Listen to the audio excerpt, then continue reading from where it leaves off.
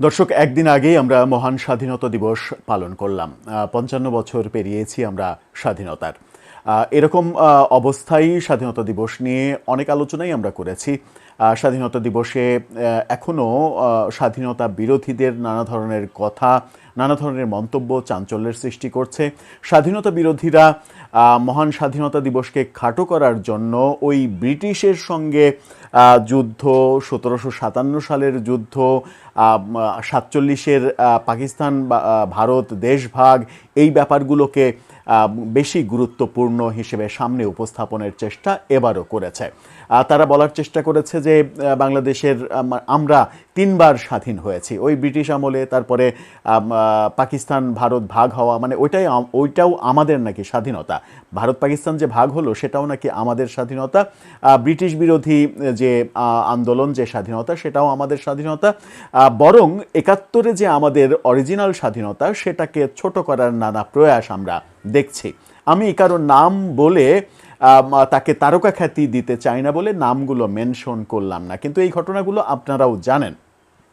স্বাধীনতা দিবসে নাটকে রাজাকার চরিত্র থাকা যাবে না, স্বাধীনতা দিবসের আয়োজনে গীতা পাঠ করা যাবে না, এরকম অনেক আলোচনাই আমরা করেছি। স্বাধীনতা দিবস যখন পার হলো তখন মুক্তিযুদ্ধের পক্ষের শক্তির অনেক রকমের মন্তব্য শুনেছি। বাম দলগুলোর মন্তব্য যে জাতীয় স্মৃতিসৌধে এখন স্বাধীনতা বিরোধীদের আস্ফালন দেখা যাচ্ছে, এরকম অনেক কথা শুনেছি।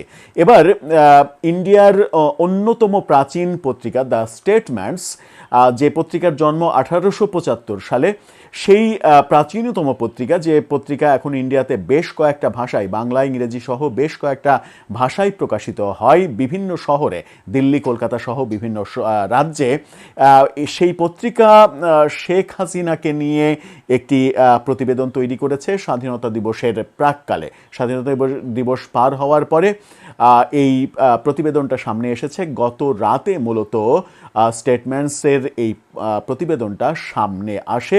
সেখানে বাংলাদেশের মহান স্বাধীনতা মুক্তিযুদ্ধ নিয়ে শেখ হাসিনার মন্তব্য হাইলাইটস করেছে দ্য স্টেটসম্যান। সেখানে তারা নানা কিছু বলার চেষ্টা করেছে।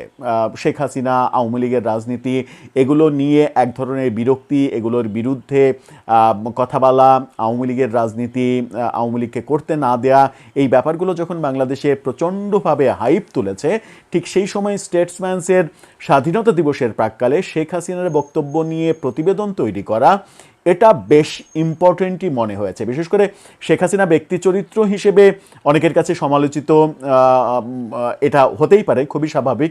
বিশেষ করে 24-এর ক্ষমতা থেকে তার যে পতন, সেই পতনের পরে তাকে নিয়ে সব থেকে বেশি নেগেটিভ আলোচনা হয়েছে। কিন্তু সেই আলোচনায় আমরা পক্ষে বিপক্ষে কোনো দিকেই যেতে চাই না। যেতে চাই সেটা হচ্ছে যে মহান মুক্তিযুদ্ধ, স্বাধীনতার যে সৌন্দর্য, স্বাধীনতার প্রতি যে মানুষের ভালোবাসা, সেই ভালোবাসাটা কাদের দখলে চলে যাচ্ছে সেটা নিয়ে একটা মন্তব্য চোখে পড়েছে ব্যক্তিগতভাবে আমার এবং আমাদের।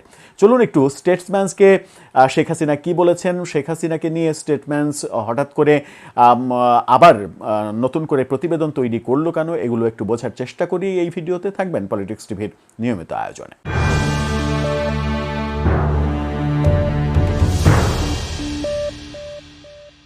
দর্শক, শেখ হাসিনাকে নিয়ে মূল আলোচনায় যাওয়ার আগে আপনাদেরকে জানিয়ে রাখি, নতুন একটি YouTube channel food for all, যারা ক্ষুধার্ত মানুষকে খাবার দিয়ে সহযোগিতা করার চেষ্টা করে। মহান স্বাধীনতা দিবসে তাদের কর্মযজ্ঞ শুরু হয়েছে, আমরা চেষ্টা করছি তাদেরকে সহযোগিতা করার। আপনারাও আমাদের যারা দর্শক, তারা অন্তত তাদের চ্যানেল সাবস্ক্রাইব করে তাদেরকে অনুপ্রেরণা দিয়ে যদি সহযোগিতা করেন, তাহলে ক্ষুধার্ত মানুষের পাশে দাঁড়ানোর যে বার্তা, সেই বার্তাটা 18 কোটি মানুষের কাছে পৌঁছে যেতে পারে খুব সহজে। চলে যাচ্ছি মূল আলোচনায়। বলছিলাম, শেখ হাসিনাকে নিয়ে ইন্ডিয়ার সব থেকে পুরনো গণমাধ্যমগুলোর অন্যতম দ্য স্টেটসম্যানস, সেখানে যেটা বলা হচ্ছে, এই ফটোকার্ডটা দেখে নিন।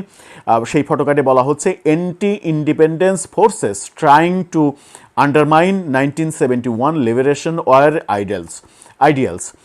শেখ হাসিনা তিনি মূলত বলার চেষ্টা করছেন যে স্বাধীনতা বিরোধীরা স্বাধীনতার যে সৌন্দর্য, স্বাধীনতার যে অনুভূতি এবং মহান মুক্তিযুদ্ধের যে মানে চেতনা, সেই চেতনাকে নস্যাৎ করার, ভণ্ডুল করার চেষ্টা করছে।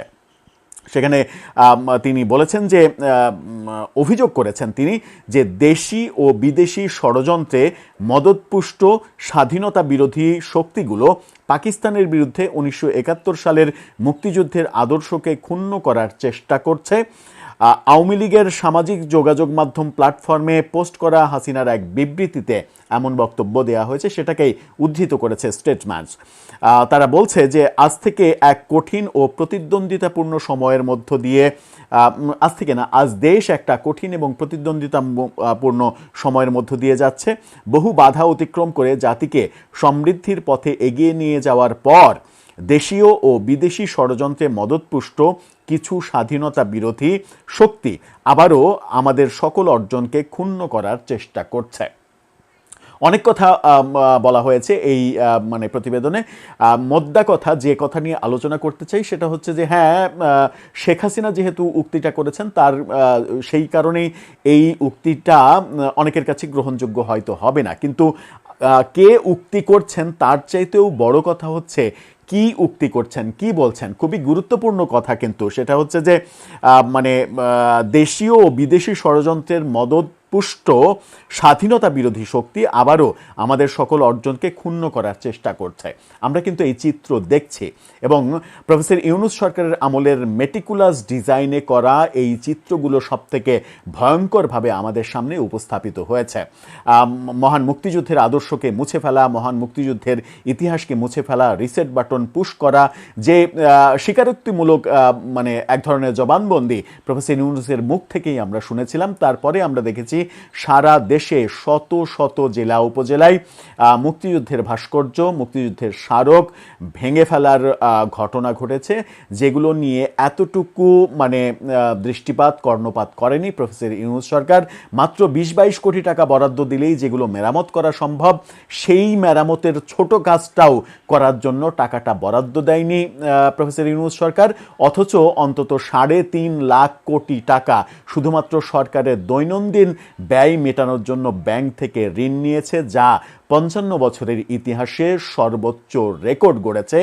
এত সংখ্যক মানে আওয়ামী লীগের আমলে 15.5 বছরে 10 লাখ কোটি টাকা ঋণ নেওয়ার ঘটনা ঘটেছে, সেখানে প্রফেসর ইউনূস 1.5 বছরে 3.5 লাখ কোটি টাকা ঋণ করেছেন শুধুমাত্র দৈনন্দিন খরচ চালানোর জন্য।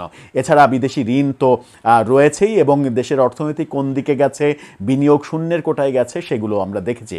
সাথে মুক্তিযুদ্ধের স্মৃতিকে মুছে দেয়া, মুক্তিযুদ্ধকে কলঙ্কিত করা, মুক্তিযোদ্ধার গলায় জুতার মালা দেয়া, মুক্তিযোদ্ধাকে জেলে ভরা, সংবিধান নিয়ে আলোচনায় যাওয়ার কারণে সন্ত্রাস বিরোধী আইনে মুক্তিযোদ্ধাদের টুটি চেপে ধরে তাদেরকে কারাগারে প্রেরণ করা, সারা দেশে মুক্তিযুদ্ধের ভাস্কর্য ধ্বংস করা, সরকারি পৃষ্ঠপোষকতায় সেটা করা।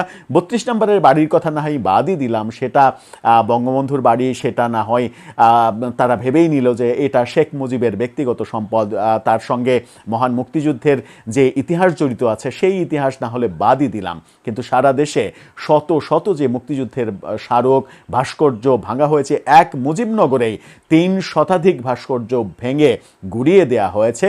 যে ব্যাপারগুলো প্রফেসর ইউনূস বসে থেকে পৃষ্ঠপোষকতা দিয়েছেন এবং তিনি প্রমাণ করেছেন তিনি মুক্তিযুদ্ধের চেতনা লালন করেন না। শেখ হাসিনার স্বৈরাচারী শাসন ব্যবস্থা পতনের পরে আমরা যে শাসন ব্যবস্থা চেয়েছিলাম, একটা ভালো শাসন ব্যবস্থা, যে শাসন ব্যবস্থা মুক্তিযুদ্ধের চেতনায় অনুপ্রাণিত হয়ে প্রতিষ্ঠিত হবে, সেটা আমরা পাইনি। বরং পেয়েছি ব্যাপারটা এরকম দাঁড়িয়েছে যে 24-এর আন্দোলনটা যেন মুক্তিযুদ্ধ বিরোধী যারা, তাদের আস্ফলন যেন অনেক বেশি হয়, সেটা বাস্তবায়ন করার জন্যই মনে হয় হয়েছিল, এরকমটা প্রমাণ করার চেষ্টা করেছিলেন প্রফেসর ইউনূস। কিন্তু আদতে তো সেটা হওয়ার কথা নয়, কারণ 24-এর আন্দোলনটা এদেশের আপামর জনগণ অংশগ্রহণ করেছিল, যারা এখনও 71-এর মুক্তিযুদ্ধের চেতনায় উদ্বুদ্ধ এবং মুক্তিযুদ্ধের চেতনা বিরোধী কোনো কিছু করতে গেলে তারা অবশ্যই প্রতিবাদ করবেন, যেমন প্রতিবাদ হয়েছে। এবং প্রফেসর ইউনূস তার নোবেল প্রাপ্তির মাধ্যমে সারা পৃথিবীতে যত সুনাম অর্জন করেছিলেন, এই 1.5 বছরে বাংলাদেশ শাসন করতে এসে তার সুনাম সম্পূর্ণভাবে ভূপাতিত হয়েছে। এবং তিনি একটা কি বলবো যে অনেকটা বলা যায় যে সমালোচনা এত বেশি তার দিকে গেছে যে নর্দমার কিটের সমালোচনাও এত বেশি হয়েছে কিনা গত 55 বছরে কোনো ব্যক্তিকেন্দ্রিক কিংবা ব্যক্তির স্বার্থ উদ্ধারের দৃশ্য এতটা পরিলক্ষিত হয়েছে কিনা, কিংবা শেখ হাসিনাও তার জীবদ্দশায় রাষ্ট্রের কাছ থেকে এত বেশি সুবিধা নিয়েছেন কিনা, যেটা প্রফেসর ইউনূস 1.5 বছরে করেছেন, সেগুলো কিন্তু একটা গবেষণার ব্যাপার। দর্শক, আপনার মতামত কি জানিয়ে এ ব্যাপারে লিখতে পারেন আমাদের কমেন্ট বক্সে।